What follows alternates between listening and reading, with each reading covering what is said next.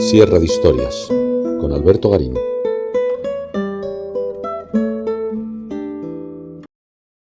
Con casi 60 años, Velázquez decidió innovar en su forma de pintar, empezando a elaborar cuadros que contenían cuadros. El caso más conocido es el de Las Merinas, pero poco después de acabar llevó a cabo Las Hilanderas, en donde en principio lo que hacía era pintar el taller de unas tejedoras. Sin embargo, ahí se incluía un cuadro, el de la fábula de Aracne, que a su vez contenía otro cuadro, el rapto de Europa. Este proceso va a permitir a Velázquez invitar al espectador a no quedarse en una mirada única de la obra, sino a ir introduciéndose cuadro tras cuadro para así poder comprender la totalidad de su trabajo.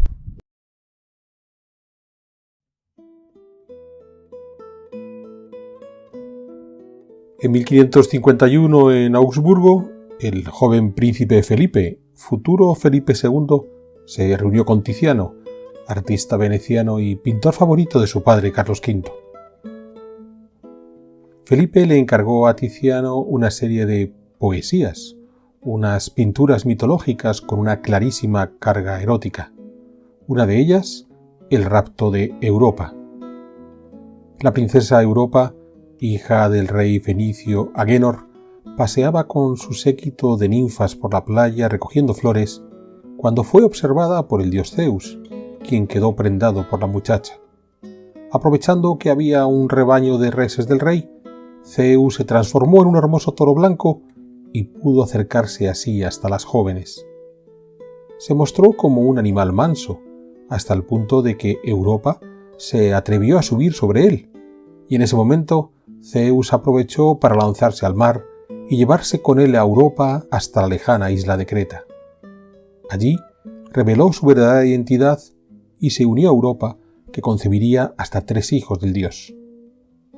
Tiziano pintó el momento en que Zeus, aún transformado en toro, se llevaba a Europa con él, quien se mostraba asustada a la vez que complacida al ver a los cupidos que le anunciaban las delicias del amor a venir. En 1628, durante su segunda estancia en España, Rubens copió el cuadro del rapto de Europa de Tiziano. Rubens ya había descubierto el trabajo de Tiziano cuando llegó a Venecia en 1600, y quizás pudo ver las poesías que Tiziano había pintado para Felipe II cuando Rubens estuvo por primera vez en España entre 1603 y 1604, estancia que el marido del rey Felipe III, el duque de Lerma, aprovechó para hacerse pintar por el maestro flamenco. Cuando en 1625 la infanta Isabel Clara Eugenia, gobernadora de los Países Bajos, le encargó a Rubens una serie de tapices para el convento de las Descalzas Reales de Madrid, es posible apreciar la influencia que Tiziano tenía sobre Rubens, sobre todo en la forma de componer las imágenes en esos tapices. Por ejemplo, en El triunfo de la Eucaristía sobre la idolatría, aunque Rubens ha invertido el orden que venía del rapto de Europa de Tiziano, los personajes se presentan en una disposición muy parecida. En la Eucaristía, la de Rubens, en una composición diagonal, el toro a ser sacrificado sirve de apoyo al sacerdote que retrocede atemorizado. Como con la misma composición diagonal, en el rapto de Tiziano, el toro Zeus servía de apoyo a la asustada Europa. Y en la Eucaristía de Rubens, un ángel emerge volando desde la parte superior del cuadro trayendo el cáliz. En el rapto de Tiziano, quien llega volando es un cupido trayendo sus flechas de amor. Pero no satisfecho con tener a Tiziano como referente, en 1628, como decíamos antes, Rubens directamente copió el rapto de Europa que el artista veneciano tenía en el Alcázar de Madrid. Fue durante esa estancia en Madrid cuando Rubens tuvo ocasión de conocer a Velázquez y de proponer al joven pintor sevillano que se fueran juntos a Italia. Ya hicimos una sierra de historias explicando cómo Velázquez sí fue a Italia entre 1629 y 1632, pero sin Rubens.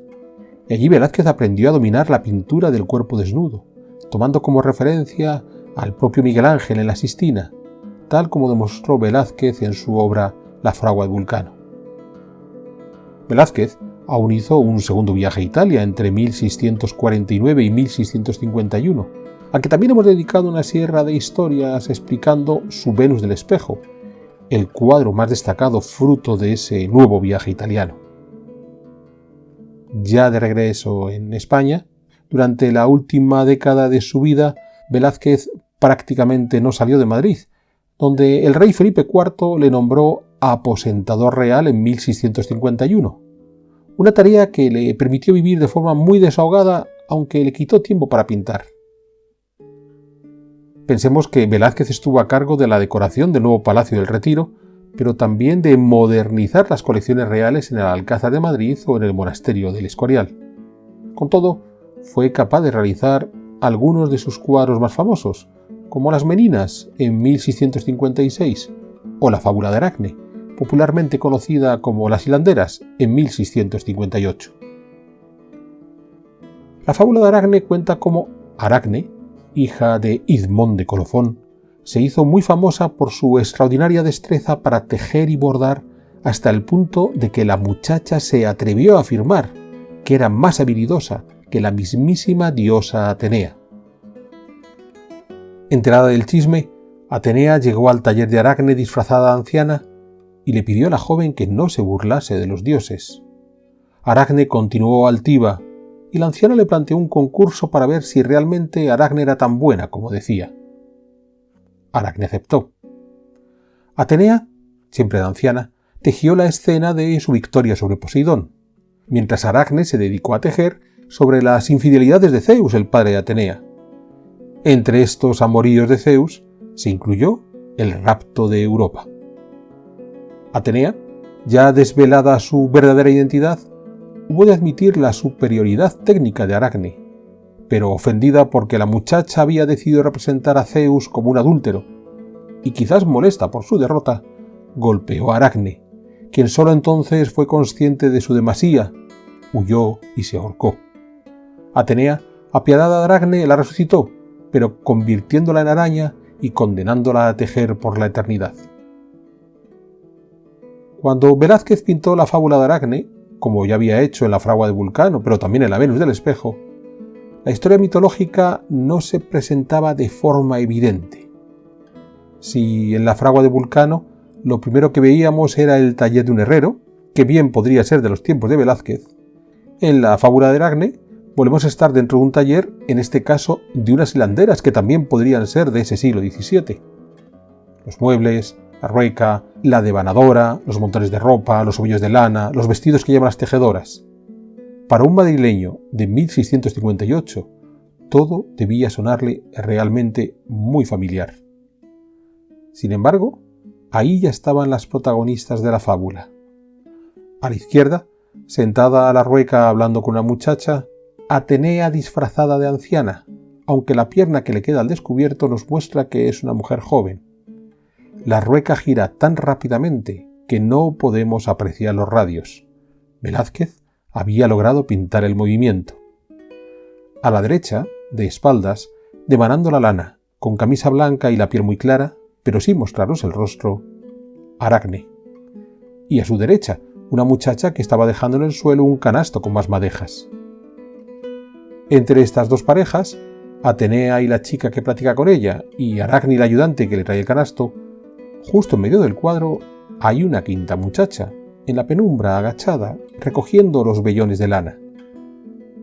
Detrás hay una nueva escena bien iluminada en un cuarto diferente al que se accedía por unos escalones. En el fondo hay colgado un tapiz, en concreto, el rapto de Europa que pintó Tiziano y que copió Rubens. Frente al tapiz, una mujer con casco, Atenea, levanta la mano para golpear a la chica que tiene delante de ella, con camisa blanca y cuyo rostro no podemos distinguir, la mismísima Aracne. Otras tres jóvenes contemplan lo que ocurre, aunque la situada más a la derecha está mirando hacia la primera escena, la de las hilanderas, o quizás nos mira a los espectadores para captar nuestra atención.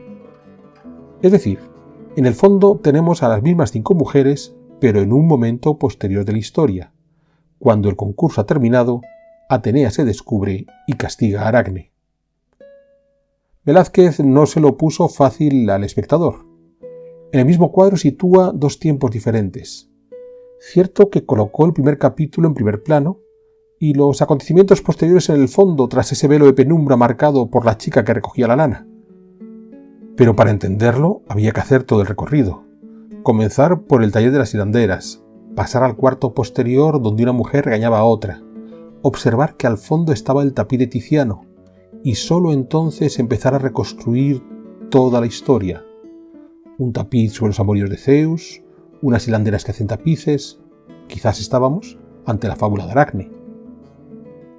Hemos de pensar que la lectura era tan sutil que el tema llegó a perderse, y durante mucho tiempo se pensó que era un cuadro de género en el que se mostraba una jornada de trabajo en la fábrica de tapices de Santa Isabel de Madrid. La primera referencia a este cuadro es un inventario de 1664, 6 años después de ser pintado y 4 desde la muerte de Velázquez. Es un inventario de los bienes de Pero de Arce, Montero de Espinosa, es decir, guardia de noche del rey, pero que además es posible que actuase como marchante de arte, dada la colección que acumuló, que más parecía dirigida al mercado que para su disfrute personal. En ese inventario de 1664, el cuadro de Velázquez está claramente titulado como Fábula de Aracne. En algún momento los Arce vendieron la obra a los duques de Medinaceli, y en un inventario de las obras que los Medinaceli entregaron a la corona, hacia 1739, el cuadro ya se conoce como Las hilanderas. Se había perdido la historia que había detrás del taller de tejedoras. Hubo que esperar hasta el siglo XX, cuando los historiadores del arte volvieron a entender el significado mitológico de la pintura. Y esto nos tiene que llevar a pensar cuántos otros significados podemos estar perdiendo.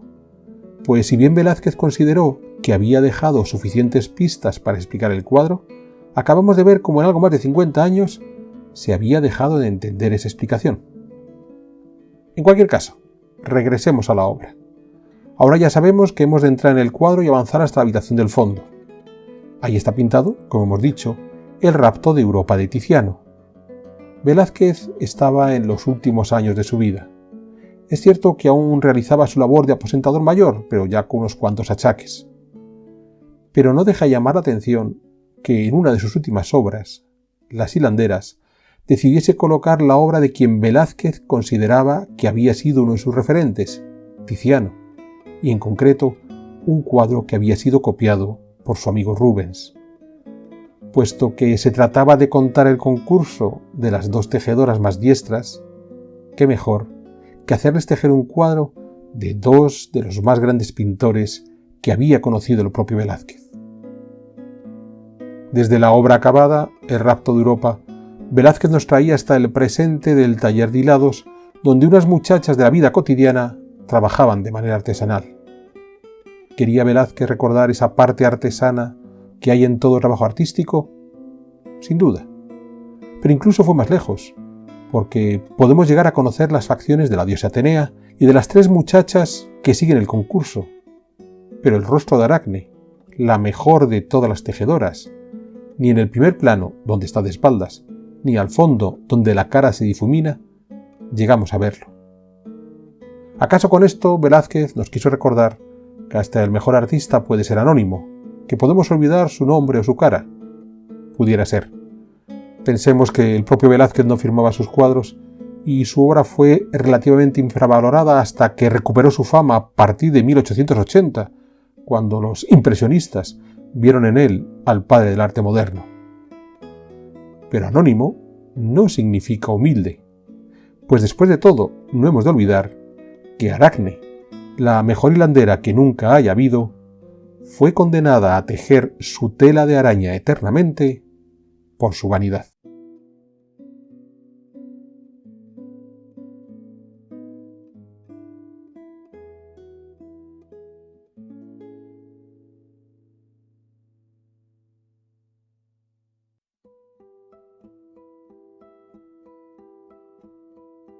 ¿Quieres incorporarte a la comunidad de Sierra de Historias?